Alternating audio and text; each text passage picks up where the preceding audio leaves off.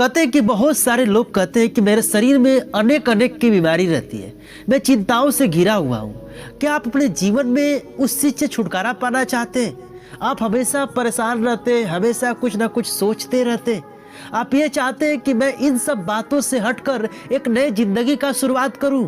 आप ये चाहते हैं कि मुझे कुछ ऐसा मंत्र बताया जाए, कुछ ऐसा वचन बताया जाए जिससे मैं वो पढ़कर क्या करूं, परमेश्वर में बना रहूं और मैं ये सब चिंताओं को छोड़कर एक नए जीवन की शुरुआत करूं। तो बने रहे इस वीडियो में, अंत तक लेकर आया हूं कुछ ऐसे वचन जो आपकी जिंदगी को बदलेगा। लेकर आया हूं आप सभी लोगों के बीच में कुछ ऐसा वचन जो आपके शरीर की बीमारी को खत्म करेगा। तो आइए ये प्यारा सा वीडियो यीशु के नाम से शुरू करते हैं। मेरे भाइयों मेरे बहनों, ये बात समझने का हमको बहुत ज़्यादा ज़रूरत है कि जब हम इस दुनिया में आते हैं, पैदा होते हैं, तो ये शरीर को पालते रहते हैं। एक बात हमेशा ध्यान से मेरे बातों को सुनिएगा, क्योंकि मेरे बातों में परमेश्वर का वचन है। मेरे भाइयों मेरे बहनों, एक इंसान पैदा होता है और पैदा होने के बाद ये शरीर को क्या करता है, खा खा कर बढ़ाता है। और यही शरीर क्या करता है, उसको धीरे धीरे बड़ा करता है। और बड़ा करने के बाद यही शरीर उसको पाप में गिराता है। यही शरीर उसको दर्द देता है और यही शरीर उससे बहुत थकावट का काम करवाता है। और क्या करता है, अपने पेट को भरने के लिए। मेरे भाइयों मेरे बहनों, एक बात अपने जीवन में हमेशा याद रखना कि ये जो शरीर होता है, ये शरीर हमेशा हमको क्या करता है, हमेशा मेरे साथ ही नहीं रहेगा। ये आत्मा जो होती है ना, ये हमेशा मेरे साथ रहेगी। ये कब तक रहेगा, जब तक हम जीवित हैं। मरने के बाद इसे कीड़े मकोड़े खा जाएंगे, लेकिन ये हमारे काम का नहीं होगा। लेकिन फिर भी अपने जीवन में चिंता करते हैं। लेकिन एक ऐसा वचन है मेरे भाइयों मेरे बहनों, जो आपको हर चीज से छुटकारा दे सकता है, अगर आप परमेश्वर पर विश्वास करते हैं तो।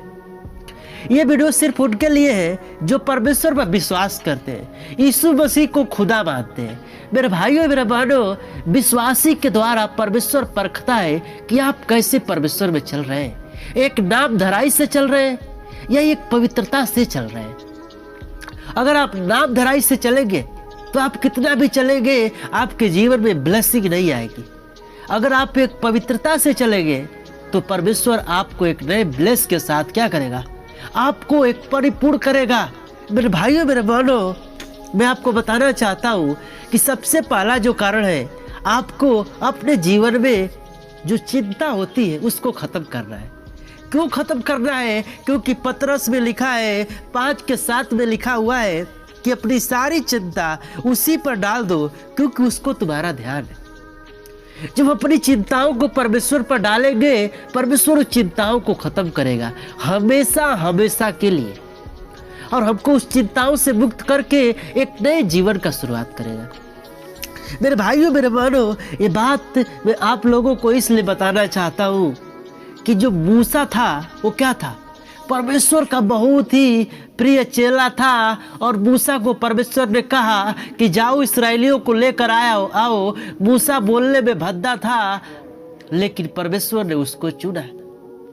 आप ये समझ लीजिए कि मेरे पास पैर नहीं है, मैं लंगड़ा हूँ, मुझे दिखाई नहीं देता, परमेश्वर मुझे नहीं जानता। ये बात आप गलत सोच रहे हैं। परमेश्वर आपको जानता है, परमेश्वर आपसे प्रेम करता है मेरे भाइयों मेरे बहनों।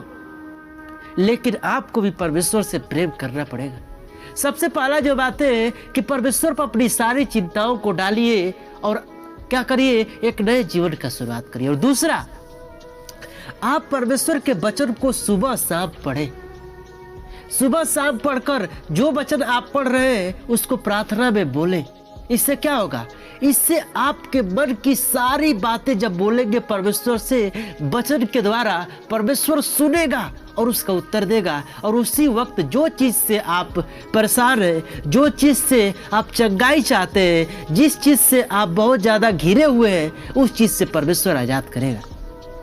मेरे भाइयों मेरे बहनों, मेरा वचन जो होता है उन लोगों के लिए होता है जो लोग क्या है, परमेश्वर में अधिक विश्वास करते हैं, परमेश्वर में परिपूर्ण से विश्वास करते हैं।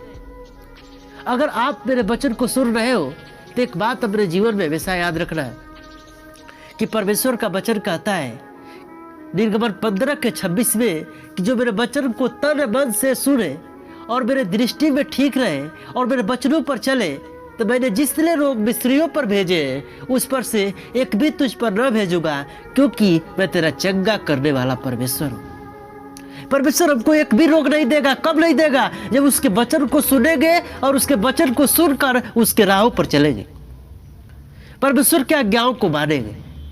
परमेश्वर आपके हर एक बीमारियों को चंगा करेगा और परमेश्वर आपके घर को बनाएगा। परमेश्वर आपके जीवन में एक नए ब्लेसिंग खोलेगा।